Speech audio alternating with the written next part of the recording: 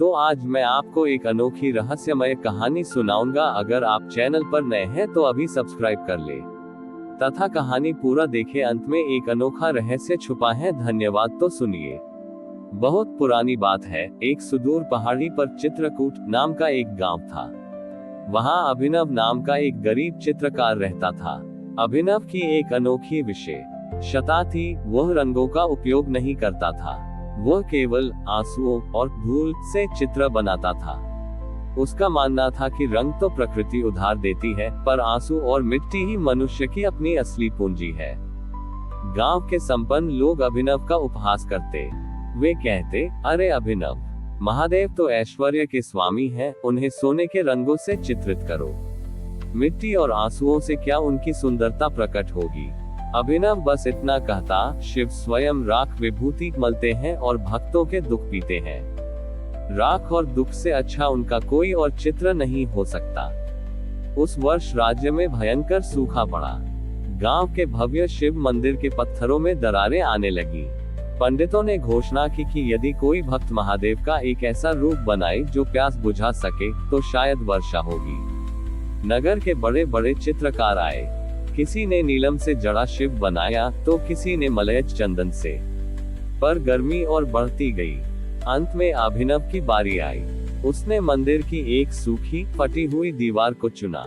उसने अपनी झोली से थोड़ी सी शमशान की राख निकाली और उसे अपनी आंखों के आंसुओं के साथ मिलाया। लोग चिल्लाने लगे, यह अशुभ है। मंदिर की दीवार पर राख और आंसुओं का लेप, उद्धरण चिन्ह। अभिनव ने कुछ नहीं सुना।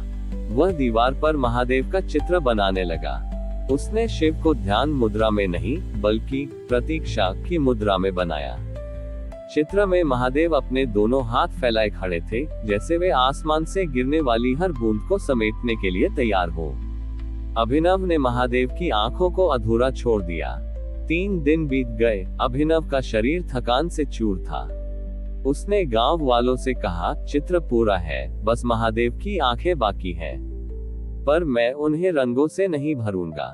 जब तक इस गांव का हर व्यक्ति अपना एक सच्चा आंसू इस दीवार को नहीं देगा, महादेव की आंखें नहीं खुलेंगी। पहले तो लोग झिझके, पर प्यास और विश्वास उन्हें खींच लाया। एक विधवा मां आई। उसने अपने पुत्र के वियोग का आंसू वहां छुआ। एक छोटा बच्चा आया, जिसने अपनी भूख का आंसू दिया। एक किसान आया, जिसने अपनी सूखी धरती का दर्द अर्पित किया। जैसे जैसे उन आंसुओं की नमी उस मिट्टी और राख के चित्र पर पड़ी, वह चित्र जीवंत होने लगा। अंतिम आंसू अभिनव का था। वह आंसू था पूर्ण समर्पण का। जैसे ही अभिनव ने अपना आंसू चित्र की आंखों के स्थान पर लगाया, पत्थर की उस सूखी दीवार से ठंडा जल रिसने लगा। देखते ही देखते उस राख से बने शिव के चित्र की जटाओं से गंगा की धारा बहने लगी। आसमान में काले बादल छा गए और ऐसी वर्षा हुई कि गांव की सूखी नदियां फिर से लबालब भर गई। लोगों ने देखा कि दीवार पर बना वह राख का चित्र अब गायब हो चुका था, पर वहां की मिट्टी अब सुगंधित चंदन जैसी महक रही थी।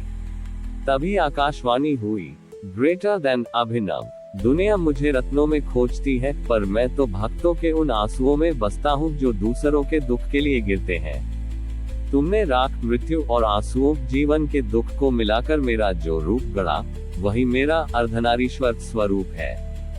ग्रेटर देन, वह स्थान आज अश्रु मुक्तेश्वर के नाम से जाना जाता है। वहाँ कोई पत्थर की मूर्ति नहीं है, बस एक दीवार है जिस पर आज भी भक्त अपनी व्यथा का एक आंसू छोड़ जाते हैं, और बदले में उनके मन की तपन शांत हो जाती है। अश्रु मुक्तेश्वर की वह दीवार अब केवल एक चित्र नहीं, बल्कि गांव का हृदय बन चुकी थी। लेकिन जहां श्रद्धा होती है, वहां कभी कभी परीक्षा भी आती है।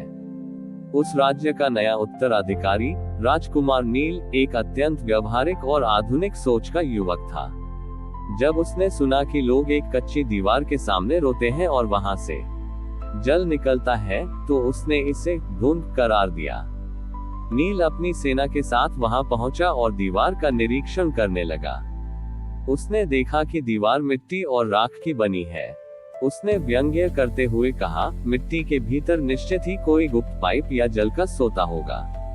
मैं इस अंधविश्वास को जड़ से मिटा दूंगा। उसने आदेश दिया कि दीवार को कांच के एक विशाल आवरण में बंद कर दिया जाए ताकि कोई उसे छू न सके और न ही कोई अपना आंसू वहां अर्पित कर सके। नील का मानना था कि यदि आंसुओं का संपर्क टूटेगा तो पानी गिरना भी बंद हो जाएगा। जैसे ही दीवार को कांच के पीछे कैद किया गया, दीवार से पानी गिरना तुरंत बंद हो गया। गांव वाले रोने लगे, पर राजकुमार ने हंसकर कहा, देखा, ये सब एक छल था।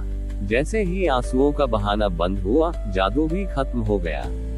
लेकिन अगले ही दिन से एक विचित्र विपदा आई। गांव में पानी तो बहुत था, पर लोगों की आंखों में जलन होने लगी। गांव का हर व्यक्ति, यहाँ तक कि पशु पक्षी भी असहनीय जलन महसूस करने लगे, लेकिन किसी की आंखों से एक बूंद आंसू नहीं निकल रहा था। लोग चाहकर भी रो नहीं पा रहे थे। ऐसा लग रहा था मानो पूरे गांव की संवेदना सूख गई हो। राजकुमार नील की अपनी आंखें भी सूखी और लाल हो गईं। वह दर्द से तड़पने लगा। अभिनव, जो अब काफी वृद्ध हो चुका था, राजकुमार के पास पहुंचा और बोला, राजकुमार, आपने महादेव की करुणा को कांच में कैद कर लिया है। जब आप दूसरों के दुखों का रास्ता रोक देते हैं, तो आपकी अपनी आत्मा का जल भी सूख जाता है। ये जलन किसी बीमारी की नहीं, बल्कि उस रुदन की है जो बाहर नहीं निकल पा रहा। नील ने दर्द में कराहते हुए पूछा, अब क्या होगा? मेरी आंखें पत्थर की तरह सख्त हो गई हैं। अभिनव ने कहा, ईश्वर को तर्क के कांच में नहीं, बल्कि अनुभव के खुलेपन में रखा जाता है। उस दीवार को मुक्त कीजिए। राजकुमार ने कांपते हाथों से उस कांच के आवरण को तोड़ने का आदेश दिया। जैसे ही कांच टूटा, अभिनव ने राजकुमार का हाथ पकड़ा और उसे उस दीवार के पास ले गया। अभिनव ने कहा, महाराज, यहाँ राजा बनकर नहीं, एक दुखी इंसान बनकर खड़े होइए।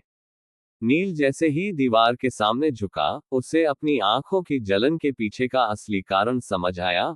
वह अपनी मृत मां को याद करने से डरता था। उसने वर्षों से अपने भीतर के डर और अकेलेपन को दबा रखा था। जैसे ही उसने दीवार को छुआ, उसके भीतर का बांध टूट गया।